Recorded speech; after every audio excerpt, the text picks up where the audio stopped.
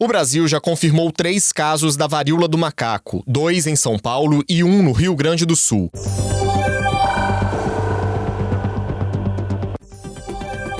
Olá, pessoal! O Brasil viu nas últimas semanas as primeiras confirmações de casos de varíola do macaco. Esta edição do podcast Repórter Record TV Minas foi gravada no dia 20 de junho. Até a data, Minas Gerais ainda não tinha casos confirmados.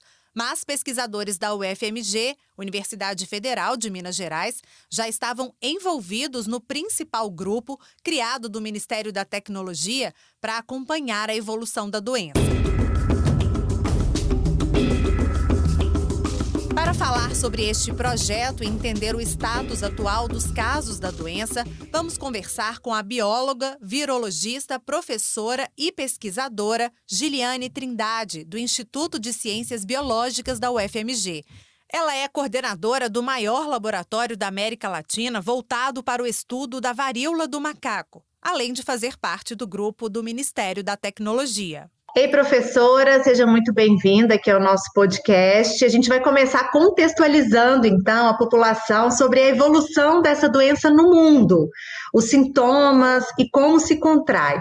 Afinal, ela é ou não é transmitida pelo macaco? Em primeiro lugar, é um prazer estar aqui, obrigada, pelo convite para a gente esclarecer para a população onde essa doença circula de forma endêmica, ou seja, naquelas localizações do mundo em que essa doença tem uma circulação natural. A maior parte dos casos que a gente vê está relacionado com um contato com um animal, não necessariamente um primata, um macaco, tá? Mas por se tratar de um vírus zoonótico, aqueles indivíduos que são infectados, eles são infectados pelo contato com esses animais, e normalmente esse contato se dá no ambiente silvestre, quando eles vão caçar esses animais, então eles acabam se infectando e levando os vírus para as suas comunidades. E ali, então, se inicia um surto e com a possibilidade de transmissão, então, de humano para humano, tá? Então, a origem desse vírus, ela é de um animal.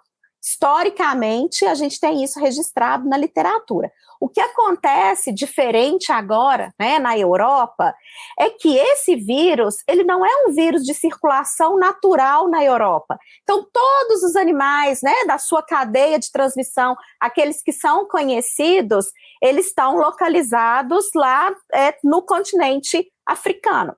Então, ninguém sabe ainda como se deu esse início de transmissão, vamos dizer assim, no continente europeu. Por quê? Quando a gente registrava os casos importados em outros lugares do mundo que não o continente africano, existia sempre uma conexão com esse continente. Então, era uma carga de animais que havia sido importada da África, e aí quando chega em uma nova localização geográfica, descobre-se que esses animais estavam infectados com o vírus, e o vírus passou a se espalhar em um novo país. Foi isso que aconteceu nos Estados Unidos no início dos anos 2000.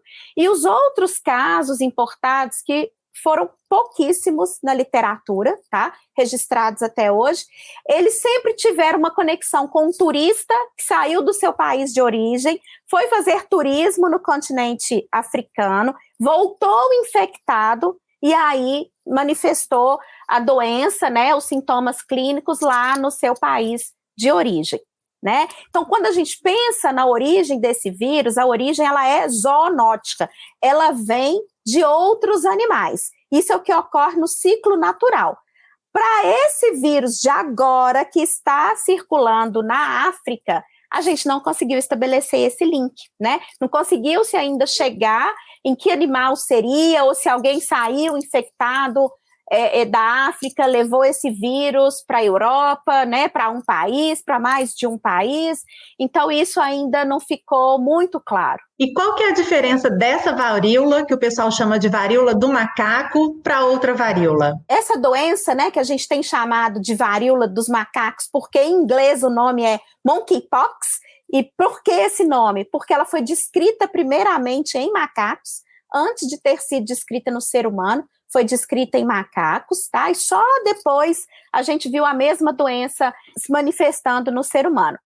Os vírus que causam essa varíola dos macacos, ou monkeypox, e o vírus que causava a varíola humana, que hoje já é erradicada, é importante que a população saiba disso e tenha total consciência disso. A gente não tem mais a circulação da varíola humana no planeta desde a década de 80.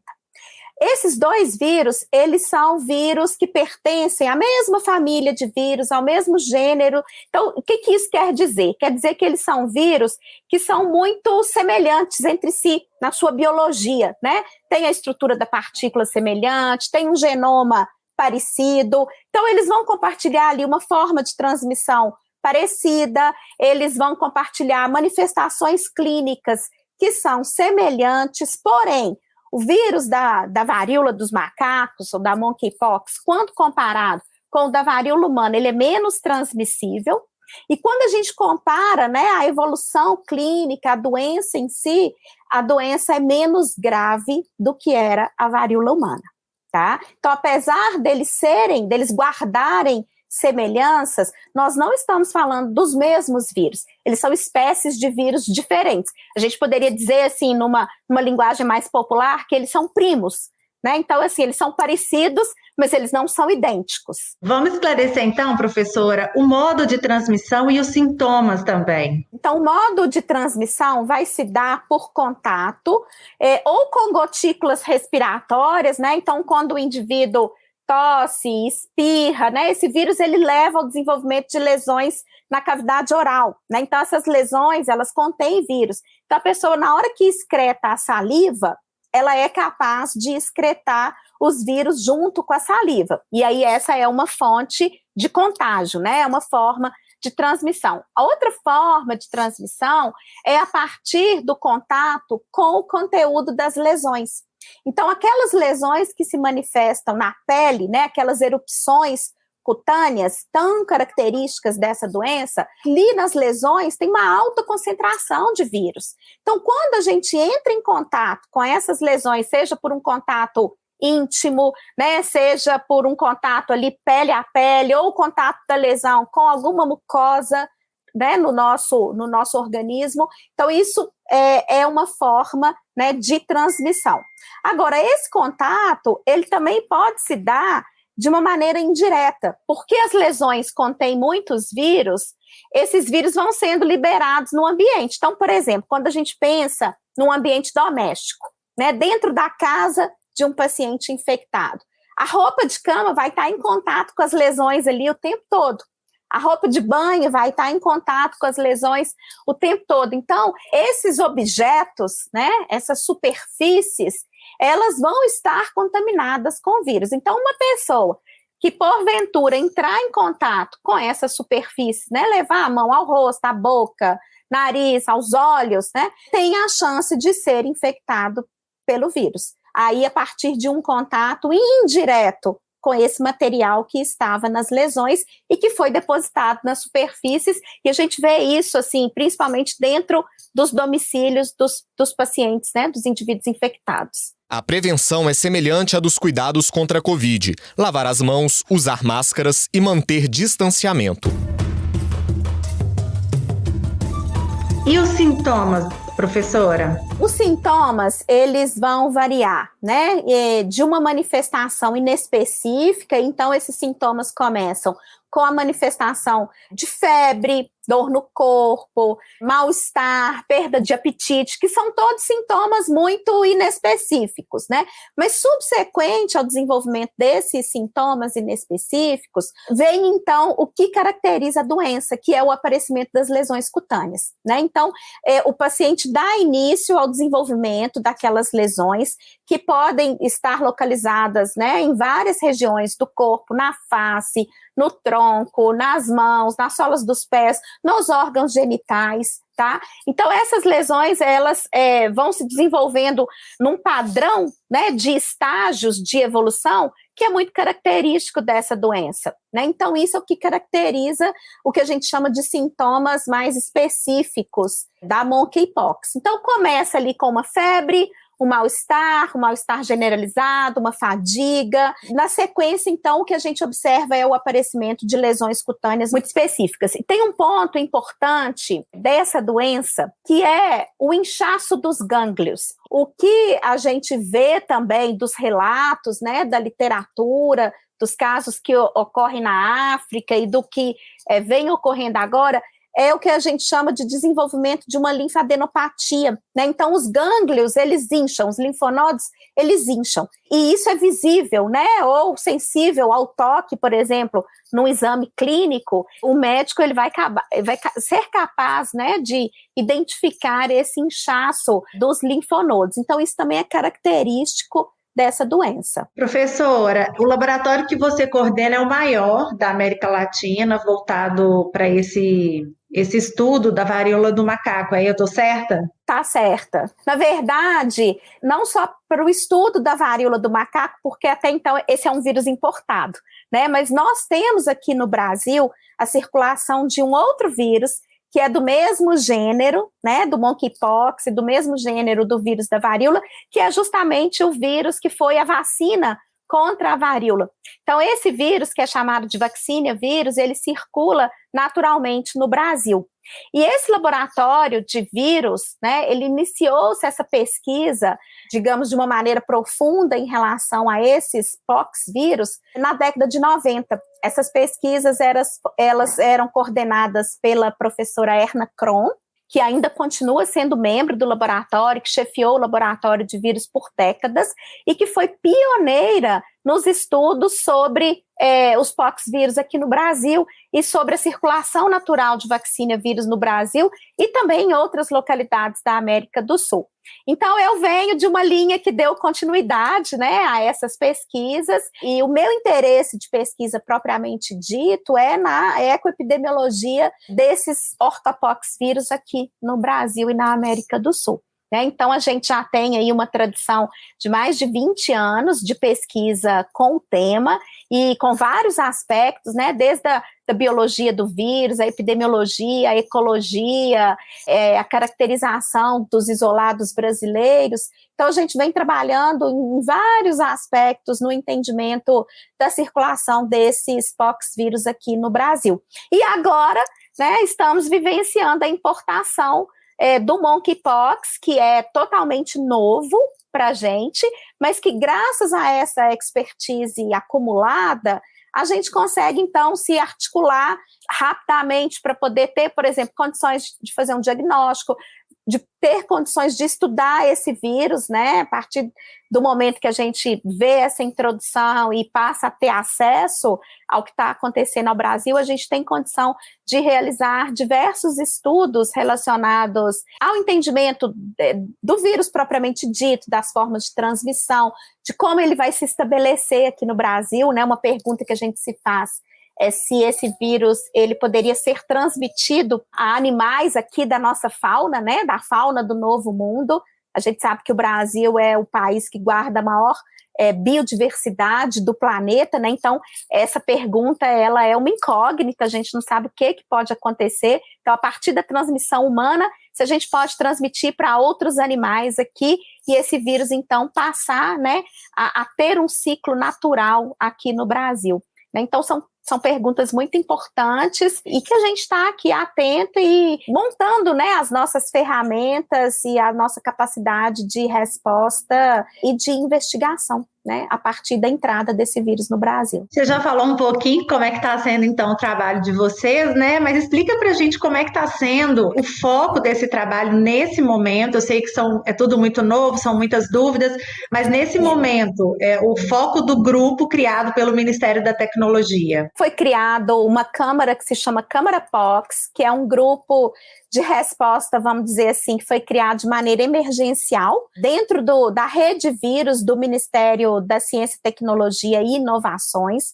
Então, o que a gente basicamente tem feito é tentar entender, né, quais são as lacunas do conhecimento a partir do momento que esse vírus entra no território brasileiro, como é que a gente deve agir em termos de resposta e em termos depois também de prevenção para surtos futuros, né? E estudos que vão derivar aí desse desdobramento da entrada do vírus no Brasil. Então, a gente tem levantado, do ponto de vista científico, essas lacunas, o que é necessário a gente entender, quais são as respostas científicas que a gente precisa dar. Então, existe um background da imunidade da população contra esses vírus? Como é que vai se dar a transmissão, né, aqui no Brasil? Vai seguir o mesmo padrão que a gente tem visto nos países da Europa? Como é que será a evolução clínica, né, dessa infecção? É possível que esse vírus se estabeleça em animais da nossa fauna? Então, sim, são várias perguntas. A gente pode desenvolver novas ferramentas de diagnóstico. Como é que esse vírus está evoluindo aqui na passagem, né, pelos indivíduos no Brasil, e caso ele venha se estabelecer em outros animais, né? Como é que seria essa evolução, esse padrão mesmo, né, de evolução desse vírus? Então, assim, são vários aspectos que merecem o nosso olhar e que a gente tem se articulado para tentar preencher, né, essas lacunas. E agora falando um pouquinho de você e do seu trabalho, como é que é para você e também para os outros professores da UFMG, uma universidade pública, você, uma mulher à frente dessa coordenação, né, participar de pesquisas tão importantes agora, nesse momento que a gente está vivendo, que é o assunto do momento, né? Obrigada por essa pergunta.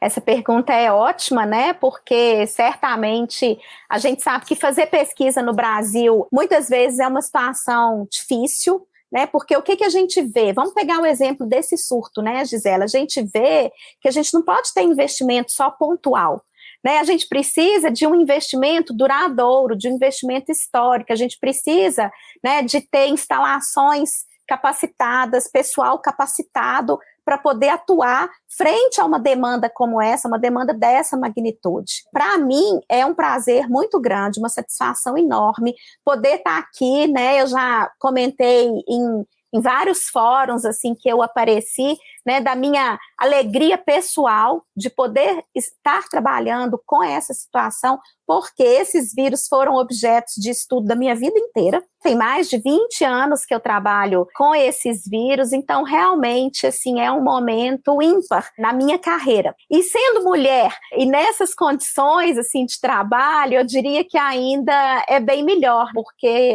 é uma sensação de conquista mesmo. Olha, valeu a pena tanto investimento, valeu a pena tanto esforço, né? Eu estou numa posição de destaque, isso é bom, porque como mulher, eu sirvo como um exemplo, né, para as minhas estudantes, eu sirvo como um exemplo para as minhas orientandas aqui no laboratório, para as minhas filhas, né, eu tenho 2 filhas, que esse é um ponto muito importante, né, você poder olhar e falar, eu posso. Que as jovens olhem e falem, eu posso estar nesse lugar. Então, isso é sempre muito bom, né? É sempre muito satisfatório.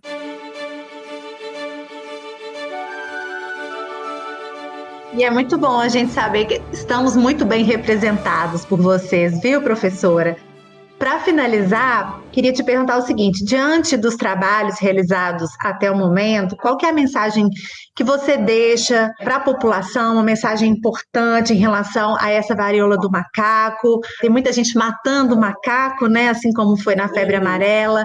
Então, qual que é a mensagem que você deixa, o alerta para tranquilizar a população? Vamos dizer que eu tenho 2 mensagens, Gisele. Então, a primeira, vamos pegar a sua última fala. Os macacos, assim como a gente, né, como ser humano, eles são hospedeiros acidentais desse vírus, né? Então, eles não são reservatórios virais. Os reservatórios virais provavelmente são roedores e outros animais que a gente nem conseguiu ainda identificar até hoje, né? A ciência não conseguiu esclarecer isso ainda de uma maneira muito clara. Esse nome, ele só existiu porque a primeira manifestação desse vírus foi descoberta em macacos.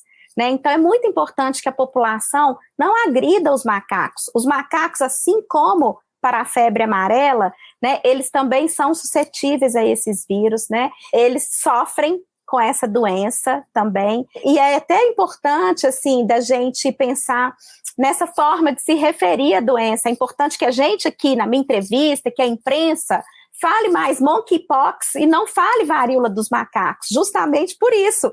Por quê? Porque quando a gente fala varíola dos macacos, a gente está dando um destaque muito grande para esses animais e de uma maneira negativa. Eles são vítimas, gente, não vale matar os macacos, né? Os macacos brasileiros, eles não estão infectados por esse vírus, né? Esse não é um vírus de circulação natural no Brasil. Então, é muito importante que a população saiba. Se os macacos vierem a adoecer, né, muito provavelmente foi porque eles se infectaram a partir de um contato com o vírus que saiu de algum ser humano, né, porque ele está entrando no Brasil via ser humano, né? Então, nós somos os transmissores desses vírus aqui, e não o macaco. Tá? Então, isso é importante que fique claro. E o segundo ponto que eu queria deixar para a população é que a população precisa continuar acreditando na ciência e nos cientistas. Então, assim, o Brasil, ele tem uma rede de pesquisadores, né? Ele tem grupos de pesquisadores que são especialistas nesse vírus, assim, e isso é um privilégio muito grande nessa situação. É difícil você ver, até em outras localidades, né, grupos que se dedicam ao estudo desses vírus da forma como vários grupos aqui no Brasil vinham fazendo nesses últimos anos. Então, nós somos, do ponto de vista da formação científica, da capacitação técnica, a população vai estar muito bem assistida. Por quê? Porque nós fomos formados para isso, né? Nós estudamos para isso e a gente vem de uma longa história de trabalho com esses vírus. Mas um outro ponto que precisa ficar claro é o que eu já falei, é o do investimento. Então, é preciso que a população também entenda que o investimento em ciência e tecnologia, ele não pode ser pontual, né? Ele tem que ser um contínuo. Por quê? Porque aí, à medida que você tem recurso humano formado, que você tem laboratórios capacitados e equipados, você é uma nação que consegue responder a essas demandas emergenciais, né, sem ficar dependendo muito de outras nações e de outros órgãos. Então, é essa mensagem que eu queria deixar para a população. Professora, eu te agradeço demais a entrevista, os esclarecimentos, desejo um ótimo trabalho e quero dizer que a gente confia muito em vocês e torce para que vocês consigam nos proteger da forma melhor possível, viu? Eu que agradeço a oportunidade.